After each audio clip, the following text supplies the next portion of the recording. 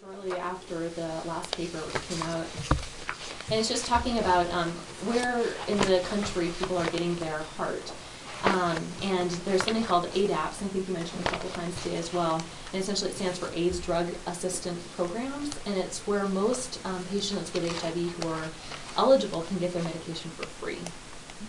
And each state has them, and they're federally funded for the most part. And what you see there, looking at the paper on the front, is kind of some shaded states, and those are states that have waiting lists to get on the ADAP program at this point, who are people who are eligible but aren't getting their ARVs because of financial reasons. So just a quick summary from this paper. They've been meeting kind of budget shortfalls now for at least this year, and looking to the future, it's going to get even more severe. These programs have been available since the mid-'80s, so essentially as soon as HART or as ARVs with AZT became available, ADAPS came into existence. On average now, for a single patient on HART, it costs about $11,000 a year, so not insignificant. And they have their own drug formularies. And with the increased economic pressures, financial pressures, they're having to change their formularies as well, which means people changing the HART that they've been on for a while, perhaps if it's too expensive. Waiting lists are now in 13 countries, most, as you can see, in the southeast, and then some also in the northwest, not along the coastline. And almost about 9,000 people are on these waiting lists, at least as when this article was written last month. And they look into the future, and they estimate that that their budget they'll be lacking about $360 million in the fiscal year of 2012 to meet their needs of people who are on the waiting list on all these in all these states. Their current budget this year is about $900 million, and they expect that they won't have enough money to meet the needs either. The other option, of course, is that when people when they develop AIDS or their CD4 drops below 200, they become eligible to become disabled with Medicaid. And that's an interesting discussion in and of itself. You know, the general population with HIV in the country is getting poorer and poorer. And one of the questions that's come up is that just because you kind of you can become disabled and therefore not work to get your heart for free. And then once you're not working, then you've committed yourself to a lifelong poverty level. And so are we kind of hurting ourselves by providing medications for free? Do you have to be disabled to get them for free? So ADAP is one of the ways that they don't have to be disabled and still have access to their heart. So that's one great kind of reason to have these programs in place. And if you're getting your heart through Medicaid, it's much more expensive. And I think the number that they quoted was 2.5 times as expensive to get your heart through Medicaid than through one of these ADAP programs. Which is crazy. Like copays, right? Because yeah, exactly. Sorry. Yeah. No, ADAP was created as part of the Ryan White, and so I don't know, like that. It's just interesting that it's still federally funded in the same token as Medicaid or Medicare, and why that the formularies are so different. You know what I mean? Like why? It's not that the formulas are different. Yeah. Or what? Are they made specifically by the company for ADAP? Are you saying that 2.5 ADAP? times more expensive to the patient or to the... Overall, not necessarily to the patient, but just in terms of kind of getting care, comprehensive care. It's just I don't know why that is. If there's special pricing that the ADAPs get, I actually don't know. Well, I think they manage prices independently, and so I'm not sure how it all breaks down, but you know, Medicaid kind of bases their formulary. They make their own agreements. ADAPS, I think, is separate. And have you ever got into where ADAP didn't do the formulary that you wanted? Or I mean, ATRIP was on there, right? They All cover drugs. all the antiretrovirals. They It's cover sort of all. interesting because Colorado ADAP used to have a huge formula that covered like antihypertensive and lipid-lowering agents and everything that even sort of was a stretch to say that it was related to HIV, and because of budget cuts, has cut way back. On They the were formulary. flush. Well, they had extra money for a couple of years, and they knew that was going away. But so now it only covers antiretrovirals and prophylaxis medicines. But it is still solvent in this state for now. We get to hear about it all the time. from Oh, do the you? state director. And actually, you Yeah. guys have a lecture tomorrow with Bob Giovanni. Oh, Bob. So Bob's the he administrator. runs of a Colorado ADAP. Oh. So I mean, I think in contrast to his lecture last year, like this data is new. I think it'd be really interesting to talk to him tomorrow about what he thinks can happen. Notably, Colorado's not shaded, so it doesn't have a waiting list of people who Well, aren't being able to access. So funds, Bob's an but- amazing guy, and Bob doesn't make, but one of the things they've done is they have really worked over these patient assistance programs through the manufacturers. The manufacturers pissed off at Colorado. Basically, Bob's worked, and they're reimbursing the state of Colorado. So the state of Colorado has made hundreds of thousands of dollars more than they weren't anticipating making because they're getting all these rebates from the manufacturers, and they have to pay them. And so that's actually really helped. Bob's really on the ball when it comes to utilizing the money. Yeah. system. Yeah, I like it. So anyway, the last article we can talk about really briefly was published before the other two, is in 2010. And this was also looking at transmission rates within serodiscordant couples, but a little bit differently.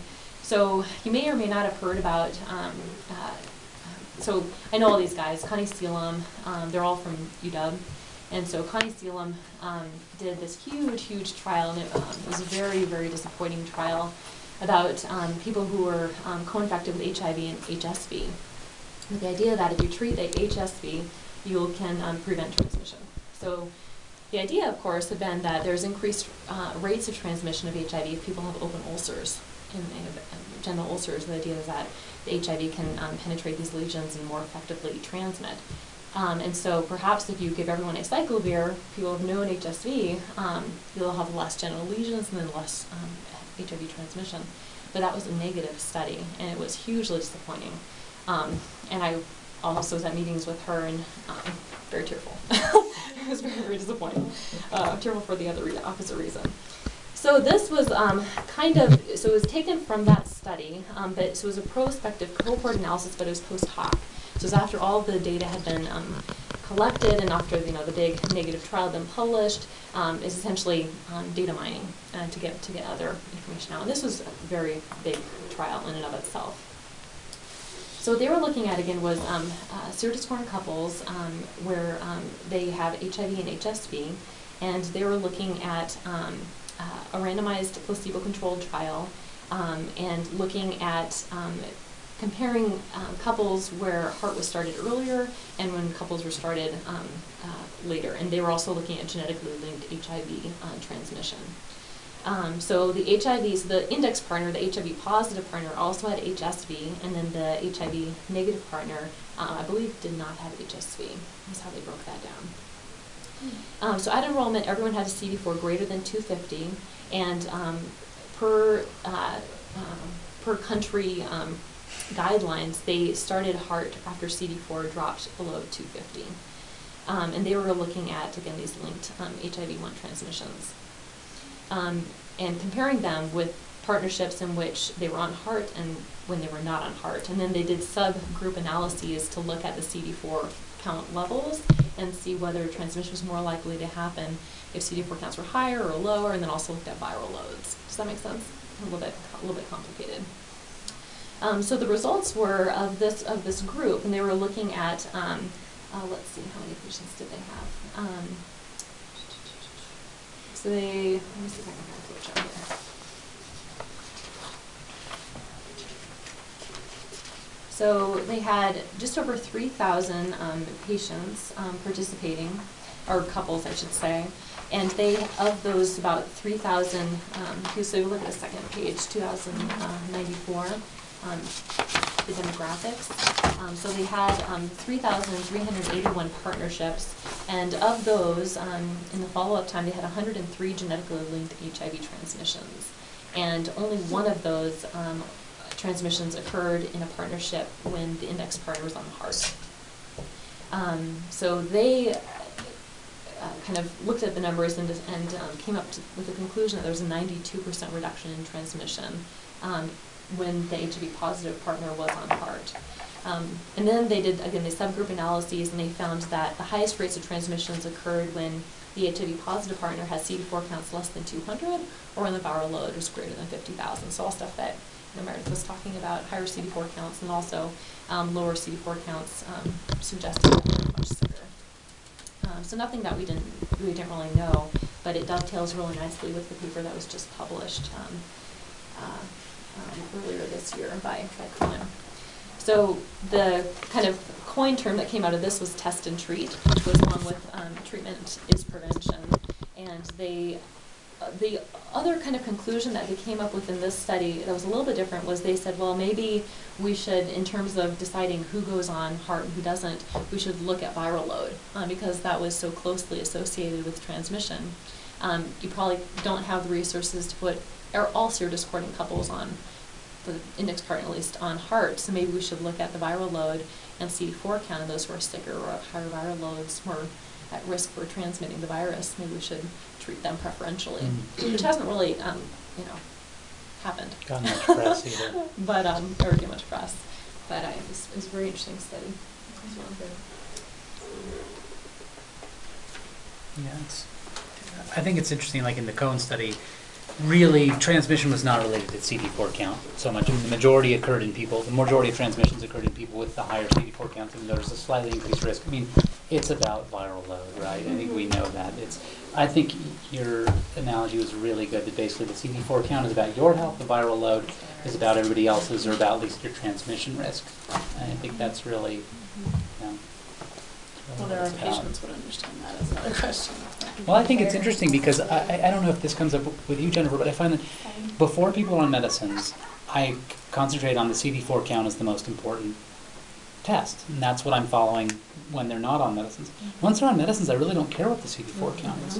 I care about the viral load and if it's suppressed. Does it matter if the CD4 count's 175 or 575? Well, maybe in the long term, in terms of the risk of long-term complications or non-AIDS related malignancies, there's some suggestion that if you don't reconstitute, you have high risk. But in the short term, you don't see pneumocystis pneumonia in people with 175 T cells if their viral load's undetectable. Except for that one patient. Except for that one patient. It's almost, you know, it's almost reportable someone's consistently undetectable that they, regardless of T cell count, are going to get an opportunistic infection. I do think too that people don't understand what viral load means, because we had that one young gentleman who was like, "Wait, I don't get it. It's Right. My viral load is He asked it undetectable." like 3 ways. I kept trying to And he asked explain it like twice differently. with me before he Yeah. would even come in the room. Yeah. And so, I mean, I think that concept still. Yeah, and how that's different than a cure. Because I have Yeah. another Yeah. older gentleman can't who see the I virus made in a your body. mistake. What's I think I that? saw him with you maybe Yeah, like according to in the previous, but Oh. made the mistake of telling him that his viral load was now like undetectable. Congratulations. He walked away from that feeling like he was cured, stopped all of his meds, and never has gotten like back on board. Yeah. Wow. So yeah, I think it is not universally well understood very much. That's what that means. I think it's funny because we often get a little bit irritated or frustrated with patients who are like so fixated on that CD4 number, and you're like, well, it doesn't really matter, but in a sense maybe it does, because it is kind of a reflection of their health, like you were saying, and they don't care as much about viral load. Maybe we don't have more intuitive sense about what the CD4 means. Yeah. Well, I think always the focus has been on T cells. Like from the beginning of the epidemic, people always talked about T cells, not the viral load. Yeah. Should we take a break?